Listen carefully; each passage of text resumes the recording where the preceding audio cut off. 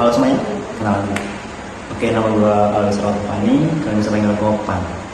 Jadi di sini gue mau review santai film The Tree of Life 2011. Kalau kalian nonton gue juga gitu. Oke, di sini kenapa gue review film ini ya, kenapa nggak film lain aja? Karena menurut gue tuh filmnya tuh punya filosofi yang dalam, terus juga punya visual yang indah, juga menyajikan pencarian spiritual yang mendalam juga.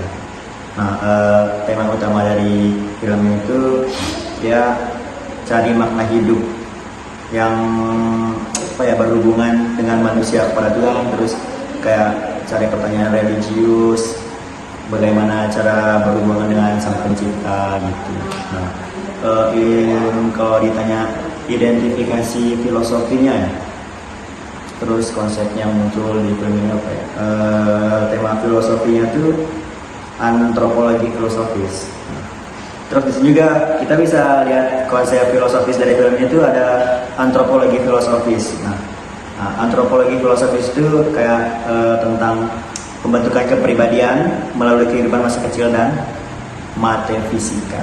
Nah, terus kalau kalian nonton ya, di situ ada adegan beberapa scene ya yang terdapat di film itu tuh ada kayak membahas kematian sang adik protagonis utama, dimana di situ Jack yang kehilangan adiknya dan bertanya-tanya akan keberadaan Tuhan. Nah, karakter yang kali ini gue mau analisis tuh ibunya Jack, namanya Scott Bryan.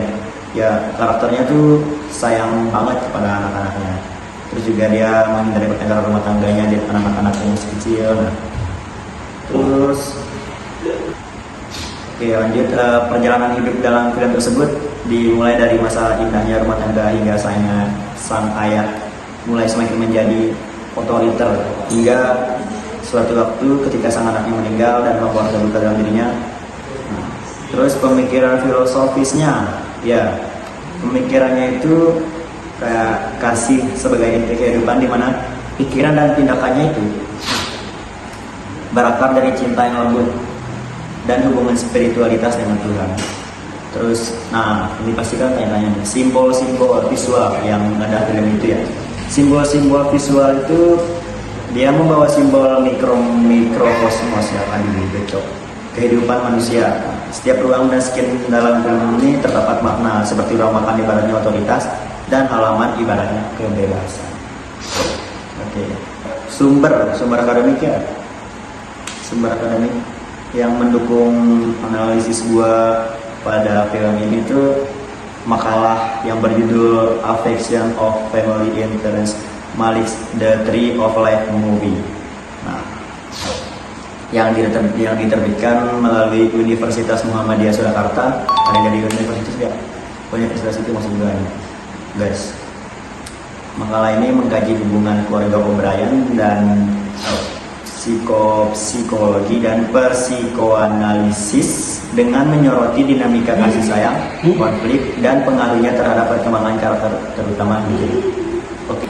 Perubahan pandangan gue setelah nonton film ini ya, gue tuh jadi kayak ngerasa gue tuh harus menghargai hal-hal kecil. Kayak kita tuh nggak boleh ngereyehin ya, karena hal-hal yang kecil yang sepele itu bisa jadi hal-hal penting kan buat kita. Kenapa film ini penting buat dipelajari, apalagi buat yang mahasiswa kan ntar ada tuh disuruh pelajari film itu. Nah, gue rekomendasiin nih film ini kenapa penting dipelajari, karena film itu membawa topik dinamika hubungan keluarga dan spiritualitas. Film ini juga dapat diterima oleh generasi muda karena visualnya yang indah terus nyaman buat kita nonton film itu.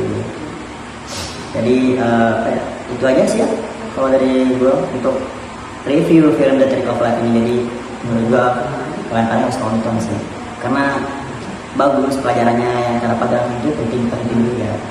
Ya oke, itu dari review film dari gue ya. Untuk semua yang nonton mohon maaf kalau belibet terus kata-kata yang gue ucapin salah ya. Oke, bye, see you next video.